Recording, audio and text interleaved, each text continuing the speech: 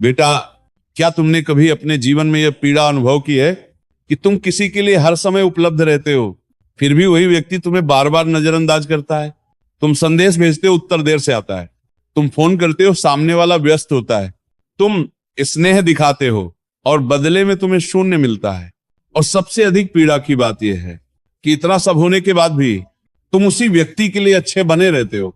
अगर तुम्हारे जीवन में ऐसा हो रहा है तो समझ लो ये बात तुम्हारे लिए नहीं, तुम्हारे भीतर सोई हुई शक्ति के लिए है। पहला चरण नजरअंदाज होने का वास्तविक दर्द। बेटा, नजरअंदाज होना केवल उत्तर न मिलना नहीं होता, नजरअंदाज होना होता है अपने ही महत्व पर संदेह करना। बार बार मन में प्रश्न उठता है, शायद मुझ में ही कोई कमी है, शायद मैं ज्यादा अपेक्षा कर रहा हूं। और धीरे धीरे मनुष्य अपने ही मानदंडों को गिरा देता है, बस इस डर से कि सामने वाला कहीं छोड़ न दे। यहीं से सबसे बड़ी भूल आरंभ होती है। दूसरा चरण लोग नजरअंदाज क्यों करते हैं?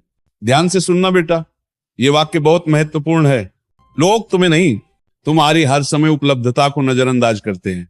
जब तुम बिना मांगे समय देते हो, बिना सम्मान मिले भी रुके रहते हो, बार बार स्वयं को ही समायोजित करते हो, तब सामने वाला सोच लेता है ये तो यहीं रहेगा। और याद रखना, मूल्य वहां होता है जहां उपस्थिति सीमित हो। तीसरा चरण, तुम क्या गलती करते हो? जब कोई तुम्हें नजरअंदाज करता है तो तुम क्या करते हो? ज्यादा समझाना, ज्यादा फोन करना, ज्यादा स्नेह दिखाना, स्वयं को सिद्ध करने का प्रयास करना। और इससे क्या होता है? तुम सामने वाले को यह सिखा देते हो कि तुम्हें नजरअंदाज करना सुरक्षित है। चौथा चरण, अब असली खेल शुरू होता है। अब ध्यान से सुनो बेटा, ये वही स्थान है जहां 90% लोग हार जाते हैं। पहला कदम, पूर्ण मौन। न संदेश, न फोन, न स्पष्टीकरण, न शिकायत, न नाटक, केवल शांत दूरी। याद रखना, मौन दंड नहीं है, मौन एक दर्पण है। पांचवा चरण, मौन इतना शक्तिशाली क्यों है? क्योंकि मौन सामने वाले को सोचने पर मजबूर करता है। मौन नियंत्रण तुम्हारे हाथ में लाता है। मौन ऊर्जा को बदल देता है। शोर करने वाला कमजोर होता है और शांत रहने वाला शक्तिशाली। छठा चरण, सबसे कठिन परीक्षा। इस समय वह तुम्हें याद करेगा, लेकिन अहंकार के कारण संपर्क नहीं करेगा और तुम भीतर से टूटोगे। पर यही परीक्षा है। अगर तुम यहां टिक गए तो समझ लो खेल पलटने वाला है। सातवां चरण, जब वो वापस आए, जब वो सामान्य सा संदेश भेजे, व्यस्त था कहे और सामान्य व्यवहार करे, तब तुम्हारी परीक्षा है। पुराना उत्साह मत दिखाना, अधिक खुशी मत जताना, बस सम्मान पूर्वक संतुलित रहना। आठवां चरण, आत्मसम्मान का सूत्र। याद रखना बेटा, जो आसानी से मिल जाता है उसकी कदर नहीं होती। तुम्हारा मूल्य तुम्हारी सीमाओं से बनता है। नौवां चरण, अगर वो कभी वापस ना आए तो इसे हार मत समझना, ये तुम्हारी सबसे बड़ी जीत है। क्योंकि जो तुम्हें खोने से नहीं डरा वह तुम्हें पाने के योग्य नहीं था। नुकसान तुम्हारा नहीं, उसका हुआ है। 10वां चरण, अंतिम सत्य।